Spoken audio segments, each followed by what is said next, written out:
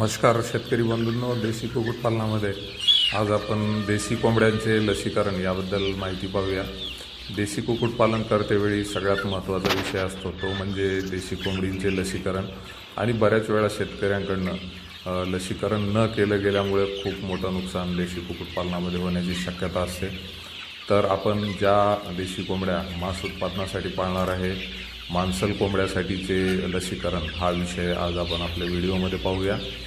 देशी कोंबड्याची पिलं आपण जेव्हा आपल्या शेडवर आणतो तर साधारणतः 1 दिवसाची पिलं आपण नामांकित हॅचरीमधून आपल्या शेडवर आणतो। तर अशा वेळेस पहिल्या दिवशी या पिलांना त्या हॅचरीमध्येच मरेक्स नावाच्या आजारासाठीचं लसीकरण केलं गेलेलं असतं। त्यानंतर जिम्मेदारी येते ती पिलं आपल्या शेडवर आल्यामुळे आपण या पिलांचं पुढचं जे लसीकरण आहे ते व्यवस्थितपणे त्या पिरियडमध्ये त्या टाईममध्ये करणं गरजेचं आहे, जेणेकरून आपल्या देशी पिलांना वाढ झाल्यानंतर कुठलाही आजार येऊ नये। तर साधारणतः 3 लसी आपण मांसल कोंबड्यासाठीच्या देतो आणि एक चौथी बूस्टर डोस पण यामध्ये आपण देऊ शकतो।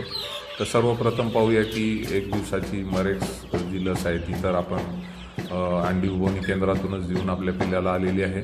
यानंतर पहिली जी लस आपण आपल्या पिलांना देतो ती 5व्या दिवशी देतो आणि ही लस जी असते ती साधारणतः राणीखेत नावाचा जो आजार आहे हा आजार होऊ नये म्हणून आपण ही लस देतो। आणि ही लस जी द्यायची आहे ती आपण छोट्या पिलांच्या डोळ्यामध्ये 1 थेंब लसीचे टाकून आपण हे लसीकरण करत असतो। तर 5व्या दिवशी आपण राणीखेत आजार होऊ नये म्हणून F1 नावाचा जो स्ट्रेन आहे तर ही लस आपण या कोंबडीच्या पिलांना देतो। त्यानंतर दुसरी जी लस आहे ती 7व्या दिवशी आपण देतो आणि ही IBD आजार होऊ नये, इन्फेक्शियस बर्सल डिसीज नावाचा जो आजार आहे तर हा आजार होऊ नये म्हणून ही लस आपण परत ही सुद्धा लस देण्याची जी पद्धत आहे यामध्ये आपण 1 थेंब पिलांच्या डोळ्यामध्ये टाकून आपण या IBD आजाराचं लसीकरण करत असतो। अशा ह्या 2 लसी झाल्या 5व्या आणि 7व्या दिवशी। यानंतर याच 2 आजार होऊ नये म्हणून आपण बूस्टर डोस देत असतो।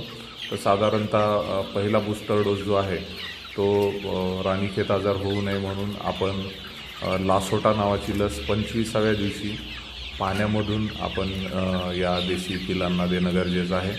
त्याचबरोबर चौथी जी लस आहे ती पण बूस्टर लस आहे। आपण पाहिलं की 7व्या दिवशी आपण IBDची लस दिली, याच लसीचा बूस्टर डोस आपण 28व्या दिवशी परत पाण्यातून देणे गरजेचे आहे।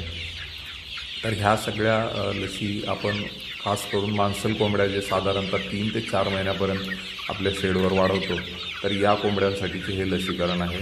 यापुढे जाऊन आपण अंडी उत्पादनासाठी देशी कोंबडी पालन करणार असेल तर यासाठीच्या वेगळी लसी आहेत आणि त्या आपण आपल्या दुसऱ्या व्हिडिओमध्ये आपल्या चॅनलवर पाहूया।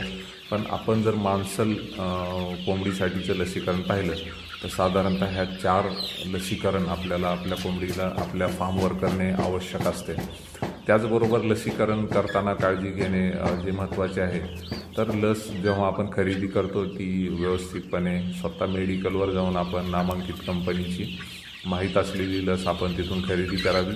आणि ही खरेदी केल्यानंतर आपण जी एक कोल्ड चेन मेंटेन करणं गरजेचं म्हणतो तर ही लस आणतेवेळी आपण बर्फात टाकून आणून ती व्यवस्थित आपल्या फ्रीजमध्ये ठेवणे गरजेचे आहे।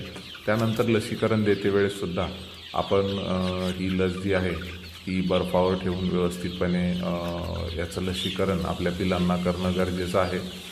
लस देण्यासंबंधीच्या बाकी सर्व ज्या गोष्टी आहेत तर लस जी आणतो आपण त्यासोबत ही सर्व छोटी माहिती पुस्तिका आपल्याला मिळते, ती वाचून जर आपण लसीकरण केले तर आपले लसीकरण योग्य पद्धतीने